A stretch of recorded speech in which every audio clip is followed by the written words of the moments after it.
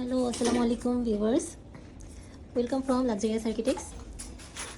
Luxurious architects তো অনেক সুন্দর সুন্দর ইন্টেরিয়র করে সারা বাংলাদেশে, কিন্তু সে নিজেই সুন্দরভাবে সাজবে না, এটা কি কখনো হতে পারে? তার জন্য কিন্তু লাক্সারিয়াস আর্কিটেক্টস রাহাত টাওয়ারের যে অফিসটি আমাদের, এটা কিন্তু সুন্দরভাবে রেনোভেশন করা হচ্ছে প্রতিবারের মতন এবারও। তো এখানে দেখতে পাচ্ছেন আমাদের কাজ এখনও চলছে।